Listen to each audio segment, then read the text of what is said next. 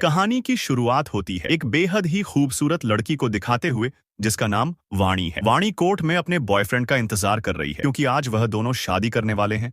वह बहुत खुश हैं। यही सब सोचकर वह अपनी डायरी में कुछ लाइनें लिखती है। अब यह सब वह सोच ही रही होती है कि तभी उसके बॉयफ्रेंड का कॉल आता है और यहाँ उसे अपनी जिंदगी का सबसे बड़ा झटका लगता है। उसका बॉयफ्रेंड उसे छोड़कर जा रहा है क्योंकि उसे कोई और लड़की मिल गई है जो काफी अमीर है और उसी की वजह से उसे प्रमोशन भी मिल चुका है। यह खबर सुनने के बाद वह टूट जाती है। बाहर खड़े उसके परिवार सब लोग तैयार बैठे हैं। अब वह उन्हें क्या बोलेगी और यही सब सोचते हुए वह बेहोश हो जाती है। उसी में दौड़ते हुए उसकी माँ आती है और उसे संभालती है। अब यहाँ से कहानी 6 महीने बाद शिफ्ट होती है। वाणी अभी भी अपने बीते कल को भुला नहीं पाई है। हर रोज वह अपने बॉयफ्रेंड को याद करती है। उसकी माँ उसे समझाती है कि बेटा हमें जिंदगी में आगे बढ़ना पड़ता है। अब यहाँ से वह रेडी होकर अपने पिता के साथ एक इंटरव्यू के लिए जा रही है। अब वह उदास होकर कार में बैठी रहती है कि तभी बाइक पर एक लड़का दिखता है जिसका नाम कृष कपूर है, जो बिना हेलमेट के सिगरेट पीते हुए बाइक को भगा रहा है और यह बेपरवाही वाणी को उसकी तरफ खींचने लगती है। वह सीधा एक न्यूज एजेंसी में पहुंचती है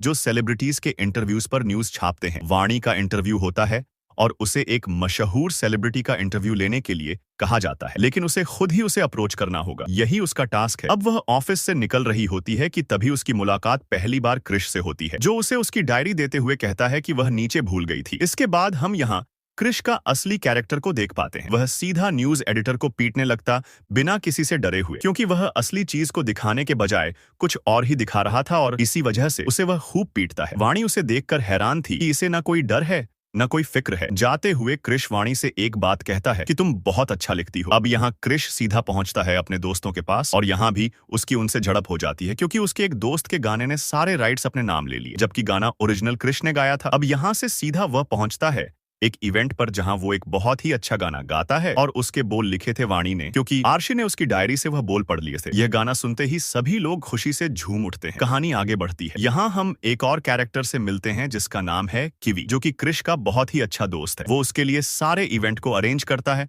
और पैसे भी लगाता है जो कि उसकी कॉलेज की फीस होती है। अब दोस्तों एक बार फिर से वह उसके लिए एक मौका लेकर आया है जिससे वह अच्छे पैसे बना सकता है। ये दोनों सीधा पहुंचते हैं हिप हॉप स्टार प्रिंस के पास, जिसे कि एक फ्रेश गाना चाहिए, एक नया कंपोजर चाहिए और इसीलिए उसका इवेंट मैनेजर विनीत कृष से डील करता है। वह उसके लिए गाना गाएगा और इसके बदले वह उसे अच्छे पैसे मिलेंगे। अब कृष को यह डील अच्छी लगती है, इसीलिए वह डन कर देता है। तभी उसे फैंस में वाणी दिखती है जो अंदर आने की कोशिश कर रही है। कृष उसके पास जाता है और वाणी उसे देखकर पहचान जाती है। अब वाणी को भी अपनी जॉब के लिए प्रिंस का इंटरव्यू तो चाहिए था, लेकिन विनीत जो कि प्रिंस का मैनेजर है वह उसे भाव तक नहीं देता, तो वाणी बेचारी वहीं अकेली खड़ी रहती है। उसे अकेला देखकर कृष उसकी डायरी से लिखे हुए गाने को गाता है और सभी का ध्यान अपनी तरफ खींच लेता है। और अब प्रिंस को भी यह गाना बहुत पसंद आने लगा है, लेकिन यह गाना अधूरा था। इसे पूरा सिर्फ एक ही इंसान कर सकता है और वह है वाणी। अब यहाँ वाणी को भी प्रिंस का इंटरव्यू मिल जाएगा और आर्शी को भी गाना, इसीलिए ये दोनों डिसाइड करते हैं कि एक साथ दोनों मिलकर काम करेंगे। लेकिन वाणी की कुछ शर्तें हैं, जैसे वह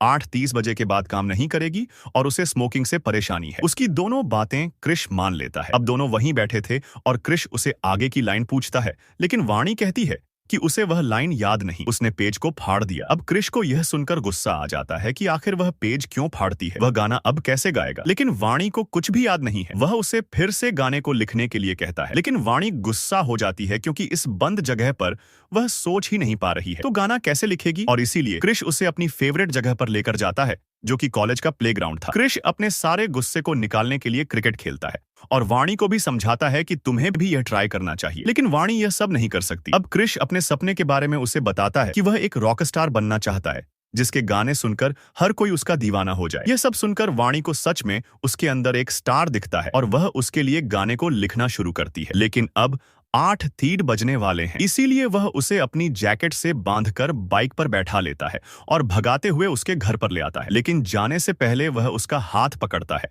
और कहता है कि अभी मेरे पास कुछ समय है, और जैसे ही 8 तास होते हैं वह वहां से चला जाता है। अब धीरे धीरे करके वाणी को कृष का साथ पसंद आने लगा है। वह अपने दुख भरे अतीत को भूलने लगी है और दोनों साथ में हर जगह घूम घूम कर गाने लिखते हैं और फाइनली गाना पूरा हो जाता है और सभी लोग साथ में मौजूद थे। अब दोस्तों प्रिंस को यह गाना बहुत पसंद आता है, लेकिन उसका ऑर्गेनाइजर विनीत वो कहता है कि गाना तो अच्छा है, लेकिन इसमें रैप कहाँ है। बिना रैप के प्रिंस गाना कैसे गाएगा, इसीलिए हमें इस गाने को छोड़ देना चाहिए और दूसरे आर्टिस्ट को ढूंढना चाहिए। अब यह सुनकर क्रिश को बहुत बुरा लगता है, लेकिन इन्हें रैप ही चाहिए और वाणी भी यही चीज कहती है कि इतने प्यार से हम दोनों ने यह गाना लिखा था, लेकिन अब इस गाने को चेंज करना पड़ेगा। लेकिन क्रिश इस बात को मान जाता है कि वो रैप को ऐड कर देगा क्योंकि उसे पैसे चाहिए थे, जो कि उसके पास फिलहाल नहीं है और बिना रैप के यह गाना बिकने वाला नहीं है। लेकिन यह सुनकर वाणी खुश नहीं थी और एक बार फिर से उसकी और वाणी के बीच में बहस हो जाती है और वाणी वहां से जाने लगती है कि तभी वहां एंट्री होती है कुछ पुलिस वालों की और हमें क्रिश के बारे में कुछ और बातें पता चलती है। एक पुलिस वाला क्रिश के पिता को पकड़कर लाया था क्योंकि क्रिश के मां के मरने के बाद उसके पिता पूरी तरह से सदमे में जा चुके हैं। वह पूरे पूरे दिन शराब पीते हैं और यहाँ वहां रोड पर घूमते रहते हैं। लेकिन इस बार पुलिस वहां क्रिश को आखिरी वार्निंग देती है कि अगर दोबारा ऐसा हुआ तो बाप को वह अंदर डाल देगी। क्रिश अपने पिता से बहुत परेशान हो चुका है। एक तो उसका करियर कुछ सही नहीं चल रहा है, ऊपर से उसके पिता जो हमेशा शराब के नशे में रहते हैं। इन सब से परेशान होकर वह अपने पिता को जबरदस्ती पकड़कर ले जाने लगता है और कहता है कि तुझे दारू पीनी है, जा पी दारू, मर जा, क्योंकि तेरे मरने से किसी को कोई फर्क नहीं पड़ता। क्रिश के शब्दों को सुनकर हम उसे समझ चुके हैं कि वह कितना परेशान है। अब पीछे खड़ी वाणी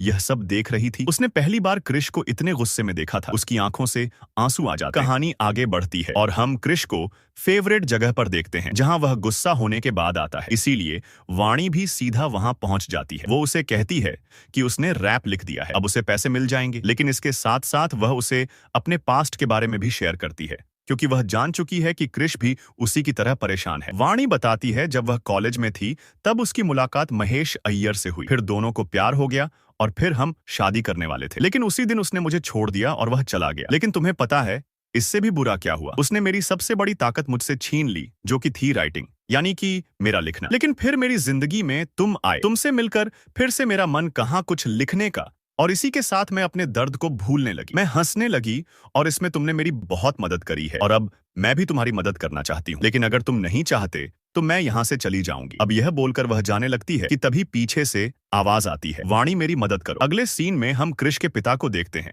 जो अभी भी शराब पीकर एक बार में बैठे थे। उनके पास पैसे खत्म हो चुके हैं, इसीलिए बार का मालिक उनसे उनका पर्स छीन लेता है। लेकिन जैसे ही वह पर्स को लेते हैं वह पागल हो जाते हैं कि तभी वहां क्रिश आ जाता है और अपने पिता को संभालता है और उस बार मालिक को पैसे देकर वह पर्स वापस लेता है। और यहाँ हम देख पाते हैं कि वह इतना परेशान क्यों हो रहे थे पर्स को लेकर। उस पर्स में उसके परिवार की तस्वीर थी। क्रिश भी जानता है कि उसके पिता कितने अकेले हो चुके हैं और इस शराब से छुटकारा पाने के लिए वह उन्हें रिहब सेंटर में लेकर जाता है। लेकिन वहां की फीस बहुत ज्यादा है और इतने पैसे उसके पास है नहीं। लेकिन इतने पैसे एक ही आदमी उसे दे सकता है, जो है विनीत। अब दोस्तों, विनीत पैसे देने के लिए तो मान जाता है, लेकिन उसकी भी एक शर्त ही, क्रिश के गाने पर उसका कोई राइट नहीं होगा, ना वह गाने में फीचर होगा, ना ही उसके गाने पर नाम होगा। क्रिश अपने पिता के लिए यह बात भी मान जाता है, अब जो कि गाना पूरी तरह से कंप्लीट हो चुका है। इसीलिए वाणी का आखिरी दिन है आज क्रिश के साथ और वह उसे घर छोड़कर उससे कहता है कि मैं चाहता हूं कि तुम मुझसे दूर रहो क्योंकि मेरे साथ खुशियां ज्यादा टिकती नहीं है। यह सुनकर वाणी थोड़ा उदास हो जाती है। उसे क्रिश का साथ पसंद था, लेकिन अब वह क्या कर सकती है, इसीलिए चुपचाप घर आ जाती है। क्रिश के जाने के बाद वह फिर से अकेला अकेला महसूस करने लगी है। वह अपनी डायरी को खोलती है जिसमें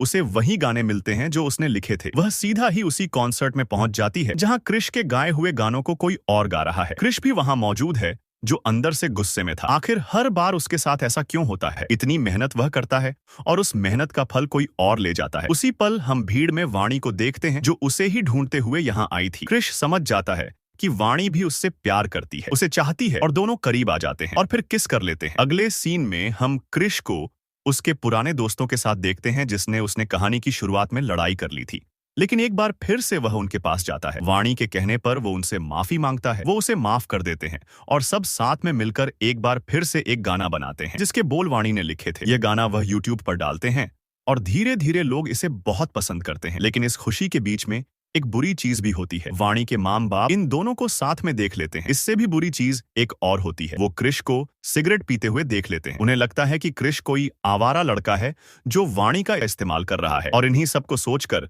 वाणी की माँ उसे समझाती हैं कि वाणी, वह लड़का तेरे लिए सही नहीं है। अपनी माँ की वही बातें बार बार सुनकर वाणी अचानक से बेहोश हो जाती है। जब उसे होश आता है तो वह हॉस्पिटल में थी और वहां क्रिश भी मौजूद था। डॉक्टर कहते हैं कि सब कुछ नॉर्मल है, लेकिन आप वाणी को एक बार न्यूरोलॉजिस्ट को दिखा दीजिए। अब क्रिश उसे मिलने के लिए जाता है, लेकिन तभी उसकी माँ उसे रोकती है और कहती है कि अगर तुम सच में वाणी से प्यार करते हो तो उससे शादी कर लो, अगर नहीं करते तो अभी इसी वक्त उसे छोड़कर यहाँ से चले जाओ, क्योंकि तुम्हें बहुत सारी लड़कियां मिल जाएंगी, लेकिन वाणी को सिर्फ वही चाहिए जो उसे दिल से प्यार करता हो। यह बातें सुनकर कृष का दिल चूर चूर हो जाता है। वह रूम में जाता है और सीधा वाणी से कहता है कि वह उससे शादी करना चाहता है, लेकिन वाणी उसे समझाती है कि शादी कोई मजाक नहीं है, मुझे अभी तुम्हारे साथ वक्त गुजारना है, तुम्हें अपना बनाना है। और यह सुनते ही कृष उसे गले से लगा लेता है। कहानी आगे बढ़ती है और हम जान पाते हैं कि जो गाना कृष ने रिकॉर्ड करके YouTube पर डाला था वह बहुत ज्यादा वायरल हो चुका है। हजारों लोग उसे मिलना चाहते हैं, इसीलिए वह सीधा उनसे मिलने पहुंच जाता है। वहां हर तरफ लोग कृष के बारे में जानने के लिए बेताब थे। आज पहली बार उसे अपनी कामयाबी का एहसास होता है और यही तो वह चाहता था। इधर दूसरी तरफ वाणी एक न्यूरोलॉजिस्ट के पास जाती है जहां सभी चीजें नॉर्मल थी, लेकिन तभी डॉक्टर नोटिस करती है कि वाणी चीजों को भूल रही है। जैसे आज की डेट, उसने कुछ देर पहले क्या बात की वह भूल गई, और यहाँ तक कि उसका भाई कितने साल का है वह यह भी भूल चुकी है। ये सब देखकर डॉक्टर को समझते हुए देर नहीं लगती कि वाणी को क्या बीमारी है। दोस्तों, उसे अल्जाइमर नाम की बीमारी है जिसमें इंसान धीरे धीरे करके सब कुछ भूल जाता है। यह बीमारी अक्सर लोगों को बुढ़ापे में होती है, लेकिन वाणी को जवानी में हो गई। डॉक्टर बताती हैं कि धीरे धीरे वह अपने परिवार, अपना नाम, यहाँ तक कि उसे सब कुछ भूल जाएगी। और यह सुनते ही वाणी के होश उड़ जाते हैं। अभी तो उसकी जिंदगी पटरी पर आई थी और यह गंभीर बीमारी उसे समझ नहीं आ रहा है कि वह क्या करे, लेकिन अभी वह इस बीमारी के बारे में किसी को कुछ नहीं बताती। उसी रात कृष उसे मिलने आता है और सारी चीजें बताता है कि कैसे लोग उसके गानों के दीवाने हो चुके हैं, हर कोई उसके साथ काम करना चाहता है। यह सब सिर्फ उसकी वजह से हुआ है। वाणी भी उसे अपनी बीमारी के बारे में बताना चाहती है, लेकिन वह उसे इतना खुश देखकर चुप हो जाती है। वह नहीं चाहती कि कृष उसे लेकर परेशान रहे। वो उसकी आंखों में आंसू छलक रहे हैं। कृष उसे लेकर कार पर चढ़ जाता है और चिल्ला चिल्ला कर कहता है कि मैं तुमसे प्यार करता हूं और हमेशा हमेशा के लिए करता रहूंगा। ये पल दोनों के लिए बहुत ही खास होते हैं। अगले सीन में हम वाणी को ऑफिस में देखते हैं, जहां उसकी मुलाकात उसके बीते कल यानी कि महेश अय्यर से होती है, जो अब उसकी कंपनी में पार्टनर है। उसे देखते ही वाणी को अपना वो कल याद आ जाता है जो हमेशा उसे दर्द देता है। और इधर दूसरी तरफ कृष की पॉपुलैरिटी बढ़ती जा रही है और अब उसे दूसरे शहर जाना है शो करने के लिए, मतलब कि वाणी से दूर जाना है। तो वाणी उसके लिए बैग पैक करती है, लेकिन पैकिंग के बाद वह दोबारा से उसका बैग पैक करने लगती है। यह सब उसकी बीमारी की वजह से हो रहा था, लेकिन कृष को समझ नहीं आ रहा है कि वाणी को क्या हुआ है। वह उसे पूछता भी है क्या सब कुछ ठीक है, और वाणी उसे झूठ कहती है कि हाँ, लेकिन ना जाने क्यों कृष को कुछ अच्छा नहीं लग रहा है। वो वाणी के चेहरे को भांप लेता है कि जरूर कुछ तो बात है जो उसे वह छुपा रही है, और इसीलिए जाते जाते एक बार फिर से वह उससे पूछता है, वाणी क्या तुम्हें कुछ हुआ है? लेकिन वाणी इस बार भी कुछ नहीं बताती। अब यहाँ से वाणी अपने ऑफिस की पार्टी में चली जाती है, जहाँ उसकी मुलाकात एक बार फिर से महेश से होती है। वह वाणी के करीब आने की कोशिश कर रहा था, अब जो कि वाणी स्ट्रेस में है, इसीलिए वह चीजों को और जल्दी भूल रही है। एक पल के लिए वह भूल जाती है कि वह कृष से प्यार करती है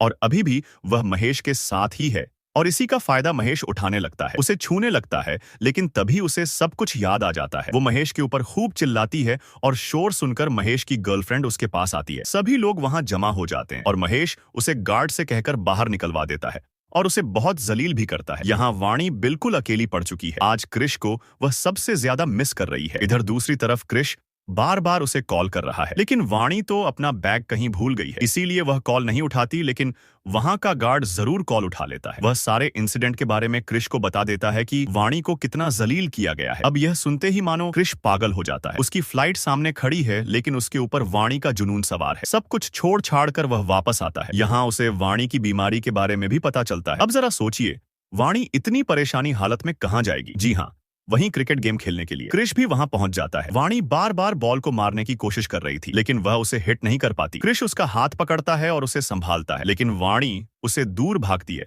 क्योंकि उसे पता है कि वह सब कुछ भूल जाएगी। वो कृष से कहती है कि हमने जितने भी पल साथ बिताए हैं वह सब मैं भूल जाऊंगी, इसीलिए मैं चाहती हूँ कि तुम मुझसे दूर रहो। तो कृष उससे एक बात कहता है, अगर तुम सब कुछ भूल गई तो मैं हर पल हर याद को फिर से तुम्हें याद दिलाऊंगा। एक बार नहीं, 1000 बार तुम्हें याद दिलाऊंगा। हम लोग नई यादों को बनाएंगे, जो भी हो जाए लेकिन हम साथ रहेंगे। यह सुनकर वाणी उसे गले से लगा लेती है और रोने लगती है। अब वाणी का ट्रीटमेंट शुरू हो चुका है। डॉक्टर उसे शहर से कुछ दिन दूर जाने के लिए कहते हैं ताकि उसे सुकून मिल सके, जिससे हो सकता है कि उसकी तबीयत में थोड़ा सुधार आए। और इसीलिए कृष उसे लेकर गोवा जाता है और वह दोनों बहुत ही अच्छा समय साथ बिताते हैं। और इसी तरह से एक दिन कृष का कॉन्सर्ट था। उन हजारों लोगों को देखकर वाणी बहुत खुश, लेकिन तभी फिर से उसकी याददाश्त चली जाती है। और यहाँ आता है महेश, जो एक बार फिर से उसका फायदा उठाना चाहता है। वह उसके करीब आता है, उसके बालों को छूता है, उसे किस करने वाला होता है कि तभी वहां कृष आ जाता है और और उसे ऐसे देखकर कृष समझ जाता है कि उसकी यादें जा रही हैं। वो वाणी को अपने साथ चलने को कहता है, लेकिन इनके बीच महेश आ जाता है जो कहता है कि तू है कौन हमारे बीच आने वाला। शायद उसे पता नहीं कि कृष क्या चीज है और उसे गुस्सा दिलाने पर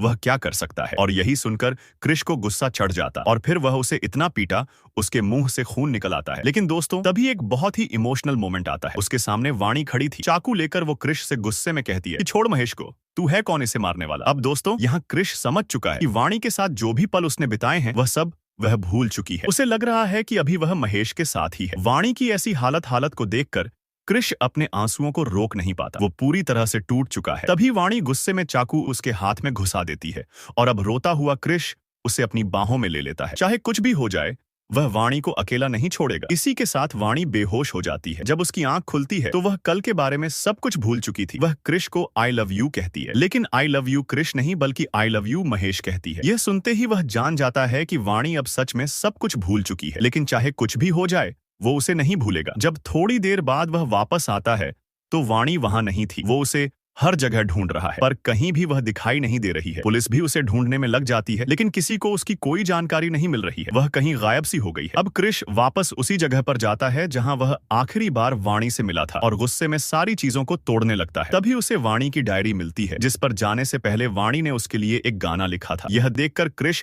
अपने दोस्तों से कहता है कि यह गाना हर गली हर चौराहे पर बजना चाहिए, तभी हम उसे ढूंढ पाएंगे। उसके दोस्त उसे समझाते हैं कि वाणी को अब कुछ याद नहीं है, वह तुझे भूल चुकी है। लेकिन कृष अब प्यार में डूब चुका है। उसे कोई फर्क नहीं पड़ता वाणी को वह याद है या नहीं, बस उसे चाहिए तो उसकी वाणी। यहाँ से कहानी 1 साल बाद शिफ्ट होती है। अब कृष एक बहुत ही बड़ा स्टार बन चुका है। हर कोई उसके गानों का दीवाना है, उससे मिलना चाहता है, लेकिन वह उसे इतना प्यार मिलने के बावजूद भी उसके अंदर एक खालीपन है। वह हर पल वाणी को ढूंढता रहता है और आज उसका इंतजार खत्म होता है। उसे एक रील दिखती है जिसमें एक लड़की उसी के गाने को गा रही है और वाणी उसके पीछे बैठी है। यहाँ पर वाणी की सिर्फ आंखें ही दिख रही है, लेकिन बस आंखें ही काफी हैं उसके लिए। उन आंखों में उसकी पूरी दुनिया बसती है। कृष फौरन उस जगह पर पहुंचता है जहां वह रील बनाई गई थी और उस लड़की से भी मिलता है और ढूंढते ढूंढते वह जा पहुंचा एक रिहब सेंटर में जहां उसे एक नर्स मिली। वह कृष को देखते ही उसे पहचान जाती है और उसे वाणी का एक लेटर देती है। उस लेटर में लिखा था, कृष आई होप कि यह लेटर तुम्हें कभी ना मिले, क्योंकि मैं जानती हूँ कि अगर मेरे बारे में तुम्हें पता चल गया तो तुम सब कुछ छोड़कर मेरे पास आ जाओगे और मैं यह नहीं चाहती। यह अजीब बीमारी है, जब मुझे सब याद आता है तो मैं अंदर से टूटती जा रही हूँ। मैं नहीं चाहती कि मेरी ऐसी हालत को देखकर तुम्हें तकलीफ हो, इसीलिए मैं तुम्हें छोड़कर वहां से चली आई। कृष, मैं तुमसे जितना दूर जाने की कोशिश करती हूँ, तुम्हारा गाना मुझे तुम्हारे उतने ही करीब खींच लाता है। यह सब पढ़कर कृष रोने लगता है और फाइनली उसे वाणी मिलती है जो सब कुछ भूल चुकी है, यहाँ तक कि अपना नाम भी। वो कृष से पूछती है कि वो कौन है, वह यहाँ क्यों आया है, और कृष अपने अंदर सारे जख्मों को दबाए हुए वह उसे कहता है कि वह एक म्यूजिशियन है। काफी टाइम से मैं गाना लिखने की कोशिश कर रहा हूँ, तुम राइटर हो ना, इसीलिए मैं तुमसे मिलने आया हूँ। वाणी कहती है, अब मेरे अंदर कोई इंस्पिरेशन बची ही नहीं है जिसे मैं गाने को लिख सकूं, मुझे कुछ फील ही नहीं होता। इसके बाद वह उसे लेकर पहाड़ों में जाता है जहां कुछ बच्चे क्रिकेट खेल रहे थे और कृष भी खेलने लगता है। यही तो वह करता है जब वह सबसे ज्यादा दुखी होता है। वो वाणी को सब कुछ कहता है जो उसने पहली बार उससे कहा था और यह कहते उसकी आंखों में आंसू गिरे जा रहे हैं। उसे देखकर वाणी को धीरे धीरे सब कुछ याद आने लगता है कि वो ही उसका असली प्यार कृष है और याद आते ही वह जोर से चिल्लाती है, Krish I love you forever ever, और यह बोलते ही दोनों गले से लग जाते हैं। इसी इमोशनल पल के साथ यह कहानी यहीं खत्म हो जाती है। आपको कहानी कैसी लगी हमें कमेंट करके जरूर बताइएगा।